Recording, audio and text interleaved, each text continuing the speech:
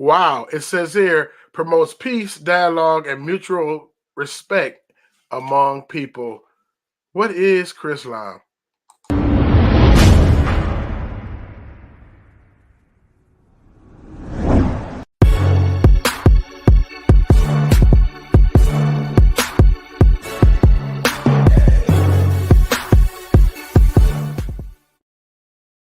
Elephant Man Podcast Network, grown man conversations dealing with elephants in the room. It's your man DB. Like, subscribe, share, hit the notification bell so you can know when new material is coming out. IG Elephant Man _ podcast, Facebook / Elephant Man Podcast, and on Twitter / Poster Boys. What's going on, everybody? Shalom, shalom. We all here to chew the fat real quick. I got an article. Shout out to brother Red Letters Rap. He said he shared this article, this little video in my Facebook, the Elephant Man Facebook. I tell you, I need to get on there, man. We have recipes and different things like that, detox smoothies and pictures and everything, man. It's real good. There's a lot of different things going on their Facebook page. You want to go on there, like I said, Elephant Man / Elephant Man Podcast. But I'm gonna share this video that he shared on my site. It's very interesting, man. So let's go right into it real quick. I guess it is kind of interesting. Now, some of these views are based off of like a strong Eurocentric Christian view, but they still make some good points on there. So let's check it out real quick. Hey everybody, Sean here, and I hope you're doing well. And special thanks to Kareen for sharing this. I'm subscribed to Now the End Begins, but didn't get this one sent to me, so thank you. As we can see from the title, Chrislam is now the official one world religion.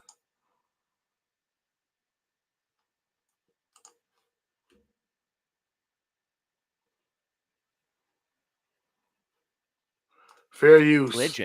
And just this week, the 7th World Religions Congress of the Human Fraternity document that was created by Pope Francis and Mohammed bin Zayed was adopted as the official one world religion. If we click on this link, it will take us to this very recent info published on September 27th, 2022. And it lists all the different points in this agreement. I'll leave the link to the Now the End Begins article below. They did a nice job of highlighting some of the points, so let's take a look. This reads that they appeal to all people of faith and goodwill to unite in this difficult time and contribute to ensuring security and harmony in our common home, planet Earth. It's all good to unite and save the planet, so to speak, but not at the sacrifice of our faith to the one true Savior, Jesus Christ. The next part reads that they call upon religious leaders and prominent political figures from different parts of the world tirelessly to develop dialogue in the name of friendship, solidarity, and a peaceful coexistence. And once again, that's fine as long as we still have freedom of speech about the truth we know from Christ. The next part is where it starts to get sticky. They recognize the importance and value of the document on human fraternity for world peace and living together between the Holy See, that is the Pope, and Al-Azhar al-Sharif, the representative of Islam for this, and the Makkah Declaration, which call for peace, dialogue, mutual understanding, and mutual respect among believers for the common good. Mutual respect among believers. But what believers? Those who agree with the Pope that all religions worship the same God but call him different names?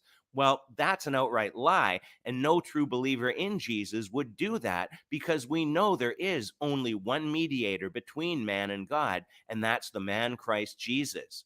And if we love people and care about their personal destiny, we must speak the truth. And the last one's the real kicker. They note that pluralism in terms of differences in skin color, gender, race, language, and culture are expressions of the wisdom of God in creation. Religious diversity is permitted by God, and therefore, any coercion to a particular religion and religious doctrine is unacceptable. Well, the God of the Bible doesn't quite see things that way. In one sense, yes, but this is a far more universal view than anything. And saying that any coercion to a particular religion and religious doctrine is unacceptable is where things get really muddy. If they mean coercion as the dictionary defines it, as the practice of persuading someone to do something by using force or threats, then they're right. But the fact that religious hate speech today boils down to someone's opinion of what they consider judgmental is the real problem. So many people are already and will continue to feel it's judgmental to say that there is salvation through nobody but Jesus. And it's only a matter of time, my friends, when the gospel will be illegal and punishable to anybody that speaks of it, even though it's being spoken of in love. So preach the gospel while you can, my friends, because a time is coming when no one will be able to work.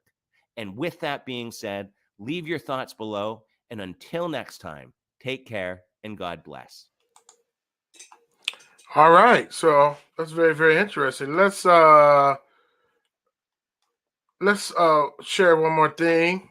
Very, very interesting. I was looking for those different things that he was saying, peace at all kind, promotes peace, dialogue, and mutual respect among people. I went to the site and I clicked on the link, and it looked like some of that stuff is gone, but we're going to navigate in real time and see if we can find some of that stuff. Let's see. Share the screen, the tab. Chris confirmed. So it starts off the same. So I think that was an interesting read. I think that's a very, very interesting read. Chris Line confirmed, led by Pope Francis, leader of the world religion, formally adopt human fraternity document at the 7th Congress. All right. But it says September the 17th. Right. So I don't know what's going on with all that extra stuff. Okay. So with the adoption this week of the 7th World Religion Congress and the Human Fraternity document created by Pope Francis and Mohammed bin Zayed, Islam is now official one world religion. It's official. Islam has been confined and ratified with the and approved at the 7th Congress of World Leaders of World and Traditional Religions. Right? Created by Human Fraternity, created by Pope Francis of the Vatican, and financed and promoted by Mohammed bin Zayed of the UAE. Question. All right. Guess who they forgot to invite to the festive? Yahusha. Well, they put Jesus Christ there. For men shall say peace and safety, then suddenly destruction shall come upon them as travail upon a woman, and they shall not escape. 1 Thessalonians 5:3. Whether or not the Pope Francis retires or have some suggestions on whether or not it will be biblical Antichrist at this point, rather immaterial, because he has somehow put in place and set in motion the functional, political, religious, and financial framework on which the one world religion of Islam will operate. All right. So basically, they was just basically saying, also say we note that pluralism in terms of differences of skin color, gender, race, language, and culture are expressed in the wisdom of Yah, the God of creation. Religious diversity is permitted by God, and therefore any coercion to any particular religion or religious doctrines is unacceptable. So I think that's very, very interesting. So if you come, I can share the link, but it said any coercion to a particular religion or religious doctrines is unacceptable. So basically, you want to be able to teach the truth of the Most High anymore. It's going to be considered hate speech. It's going to be considered illegal. And we knew it was going to a place of censorship, and it was going for the sake of safety, censorship for the sake of peace, but it's a false peace, as I said in 1 Thessalonians 5:3. We recognize the importance of the and value of the document on human fraternity for world peace and living together between the Holy See and Al-Azhar al-Sharif, right? Adopted by the UN, United Nations General Assembly and resolution, right? So they're going to bring us together. And so on the surface, a lot of this stuff is going to look like, oh, okay, yeah, it's cool, man. We need to, in order for us to get along, Your truth is not greater than my truth. His truth is not greater than her truth. Let's all just get along and coexist and make it a better place. And this sounds good, right? For those who don't have the ruach and don't, but the Most High, as I said before, he does not share. He does not share, right? He's the creator of heaven and earth. He put, we are made in this image of this likeness. He breathed the breath of life in us, and we are Imago Dei, as it says in Genesis 1:26 and 27. And he wants to get glory alone. We call upon we call upon religious leaders to prominent political figures from different parts of the world tirelessly to develop dialogue in the name of friendship, solidarity, and a peaceful coexistence, right?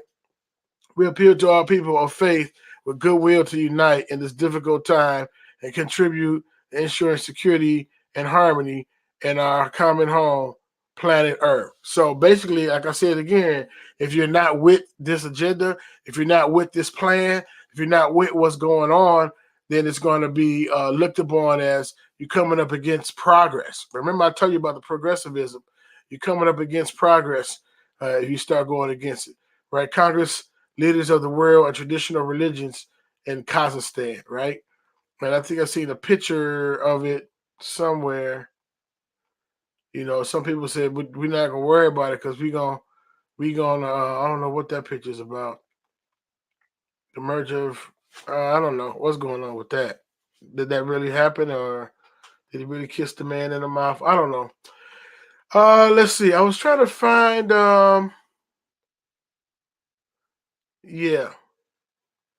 I forgot this other part. But yeah, it's very, very interesting. The parts that he was reading in that video, I couldn't find them no more. I don't know if it's you got to dig deep or is it tucked away? You know what I mean? And so they having these different conferences to bring one world religion, or if not just one specific religion or one specific faith, a group, right, to coexist, right, interfaith, right, and also the currency. So it's like, okay, America, they have the strongest currency as far as the dollar, but the dollar is on the rocks. It's on the brinks of being crashed, and they're trying to get some new currencies, right? They're gonna probably go digital currency, and even starting on October the 1st, what's the name? Starbucks is talking about we're not taking no more cash. You pay with a card, or you don't get none of our product. So that's very, very interesting. A lot of transitioning to a cashless society. And some people say, well, the pros of that is they can't steal your money. But the con to that, if the electricity go out and everything is electronic and digital, right? You can't get access to it. 1, 2, they'll see every transaction that's bought, So that's kind of interesting. But and then they're gonna probably have military police, right? But we got different conflicts going on in the Ukraine and other countries on the other side, opposite side of Ukraine, siding with Russia and Iran and Venezuela and NATO. And Zelensky wanted to join. I was on Teo show. Shout out to Teo. I was on that panel. But basically, Zelensky wanted to join NATO, right? And NATO and a lot of those different countries are like, yeah, we'll protect you. Come join us, right? You don't need nukes. You don't need weapons. But I think that we are on, when I say we, I'm talking about the United States of America, is on the list. They are on the list when it comes to, they're on the list when it comes to Russia. They're on their bad side because they wouldn't give the Ukraine weapons, right? And giving them $billions and billions of dollars of weapons. Now they didn't really put no troops on the ground, but they're like, hey, we ain't gonna fight, but we gonna aid you in fighting. And that happens a lot.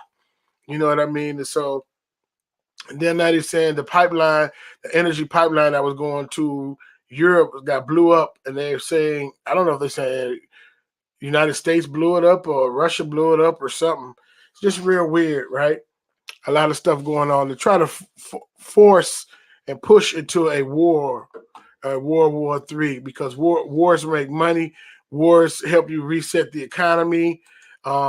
Wars it makes you be the have and the have-nots, right? The high class, quote unquote high class, and the low class, and destroy the middle class, right? The new class system, and so that's a lot of the things that they're trying to do. But they're saying that Chrislam is a mixture of Christianity and Islam. It was formed, I think, it was formed in Nigeria. To blend the two faiths together. So the faiths are trying to come together and coexist until the natural carnal mind. That makes a lot. Why not? Why not come together? Right? We having these wars. We can't get together. We can't see eye to eye. So this fake, false peace is going to take place, and it's a trick. The Bible even said even Hasatan himself transforms himself into an angel of light. You can't have peace without the Prince of Peace, the Sar Shalom, Yahushua HaMashiach. You're not going to be able to do it. And they know that the time is short and he's going to come and set up his kingdom. And so they want to be in control and have everything together. So that's very, very interesting. Let me know what you think about that. Like, subscribe, share. Elephant Man Podcast, Grown Man Conversation, dealing with elephants in the room. I am out. Perfect.